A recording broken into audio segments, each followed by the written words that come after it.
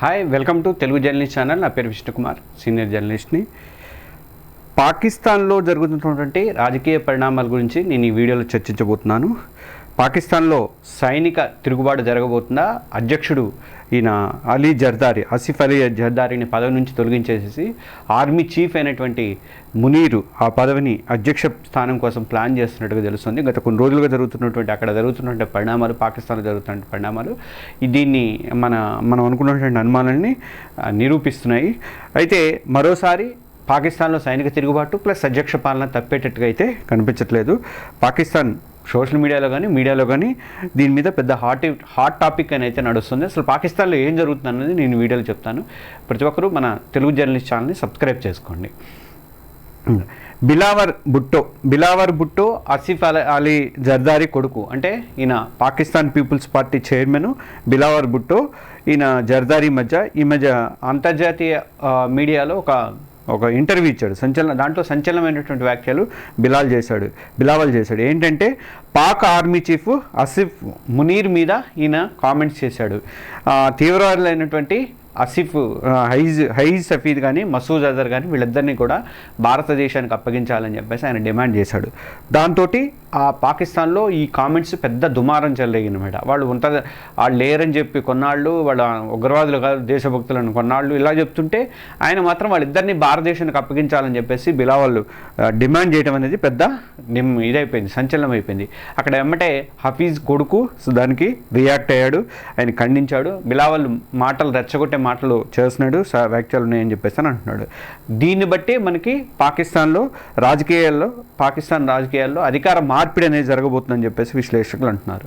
ఎందుకంటే ఇంకా చాలా ఉన్నాయి, ఇంకా దగ్గర చెప్తాను. 1977లో సైనిక తిరుగుబాటు కూడా జరిగింది.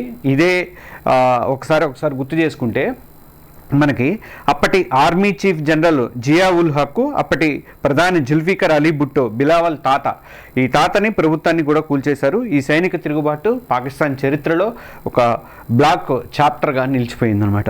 ఇక జియా ఉల్ హక్ చర్యలతో పాకిస్తాన్ అంతర్జాతీయంగా అస్థిర దేశంగా కూడా ఒక ముద్ర అనేది పడిపోయింది. అప్పటి నుంచి ఎవరో ఒకళ్ళు ఇట్లా చేసుకుంటూ వస్తూనే ఉన్నారు. సైనిక తిరుగుబాటు అనేది హిస్టరీ రిపీట్ అవుతుంది. ఆ హిస్టరీ ఇప్పుడు కూడా రిపీట్ అవుతుందా అని చెప్పేసి అనుమానాలు అయితే వస్తున్నాయి.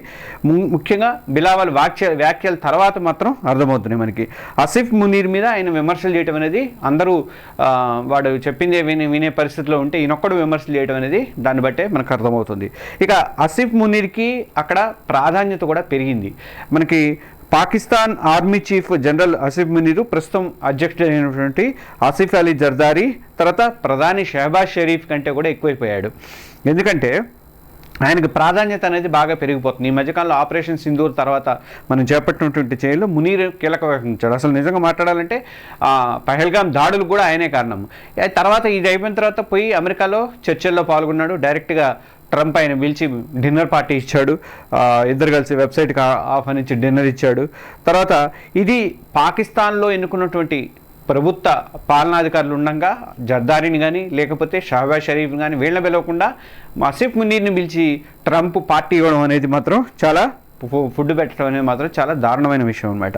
అంటే అక్కడే ఆర్మీ చీఫ్కి ఎందుకు ఇంత గౌరవం ఇచ్చారని చెప్పేసి అర్థమైపోతుంది. ట్రంప్ ఎప్పుడైనా తన స్వప్రయోజనాలు దేశానికి సంబంధించినవి చూసుకుంటాడు కాబట్టి ట్రంప్ దగ్గరికి వెళ్ళిన టైంలోనే వీళ్ళిద్దరి మధ్య కూడా ఈ తిరుగుబాటుకి సంబంధించినటువంటి ఒక చర్చ కూడా జరిగిందని చెప్పేసి అంటున్నారు. అధికార మార్పిడి గురించి అక్కడ ఒక చర్చ జరిగిందని చెప్పేసి అని అంటున్నారు. ఆసిఫ్ మునీరు భారత్ మీద అప్పటి నుంచి కూడా రెచ్చగొట్టే వ్యాఖ్యలను చేస్తున్నాడు. పహల్గామ్ దాడికి ముందు కూడా అలాగే చేసుకుంటూ వస్తున్నాడు. దాన్ని వెనక నుంచి ఆ పహల్గామ్ దాడిని ఇంప్లిమెంట్ చేసింది కూడా ఆసిఫ్ మునీరే అని చెప్పేసి అని అంటారు. అయితే పాకిస్తాన్ ఘర్షణ ఆపరేషన్ సింధూర్ టైంలో కూడా ఒక కామెంట్లు అనేది చేశాడు. మొన్న కూడా భారత army deputy chief lieutenant general అయినటువంటి రాహుల్ సింగ్ పాకిస్తాన్కి చైనాను తుర్కీ సహాయం చేసి అని చెప్పేసి కామెంట్ చేసినప్పుడు మునీరు ఆ వ్యాఖ్యలను ఖండించాడు. అలాంటి వ్యాఖ్యలు చేస్తే పాకిస్తాన్ సైనిక శక్తిని తక్కువ చేసే ప్రయత్నాలు చేయొద్దని చెప్పేసి ఆయన వెనకేసుకొచ్చే ప్రయత్నం అక్కడ చేశాడు. ఇక భారత్ తమ సైనిక శిబిరాలు ఆర్థిక కేంద్రాలపై దాడి చేస్తే తీవ్రంగా ప్రతీకారం తెచ్చుకుంటామని ఆయన హెచ్చరించాడు. మరి అప్పుడేమైందో, ఈ బుద్ధి ఏమైందో, అప్పుడు చేసినప్పుడేమో పాకిస్తాన్ చైనా మాల్ నమ్ముకొని చైనా మాల్ని ఉపయోగిస్తే అవి తుస్సుమన్నాయి. దాంతో వాళ్ళు ఏమీ చేత కాలేదు. ఇప్పుడు తర్వాత వాళ్ళే కాలబేరానికి వచ్చేసేసి చర్చల కోసం కాలబేరానికి వచ్చి సంధి కుదుర్చుకొని మళ్ళీ ఇప్పుడు రెచ్చిపోతే నేను లేస్తే మనిషిని కాదని అంటారు చూసావు మన దగ్గర, అలా ఆ టైప్లో మునీర్ అయితే తయారాడు. అయితే పాకిస్తాన్ సైనిక తిరుగుబాటులో అమెరికా ప్రమేయం ఉంటుందా అంటే పాకిస్తాన్ రాజకీయాలను మాత్రం అమెరికా ఎట్టి పరిస్థితుల్లో ప్రభావితం చేస్తూనే ఉంటుంది. మనకి ఇలాంటి ఉదాహరణలు అనేవి ఎప్పటి నుంచో జరుగుతూనే ఉన్నాయి. అసలు పాకిస్తాన్లో తమ రాజకీయ అవసరాల కోసమే ఆసిఫ్ మునీర్ని వాడుకోవాలని చూస్తుందని చెప్పేసి అని అంటున్నారు. కోల్డ్ వార్ టైంలో కూడా అమెరికా ఇలాంటి వ్యూహాలే పన్నింది.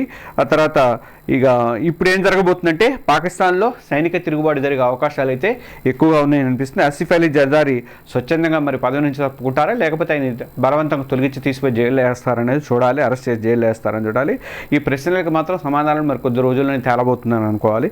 కానీ బిలావల్ వ్యాఖ్యలు కానీ, మునీర్కి పెరిగినటువంటి ప్రాధాన్యత కానీ, అమెరికా జోక్యం కానీ ఇవన్నీ కూడా పాకిస్తాన్లో తిరుగుబాటు మీద అనుమానాలు అయితే పెంచుతున్నాయి. మరి 1977లో సైనిక తిరుగుబాటు మళ్ళీ వస్తుందని చెప్పి పాకిస్తాన్ జనం అయితే ఆందోళన చెందుతున్నారు. ఈ వీడియో మీద మీ కామెంట్స్ తెలియజేయండి. Please subscribe hour Telugu journalist channel. Thank you.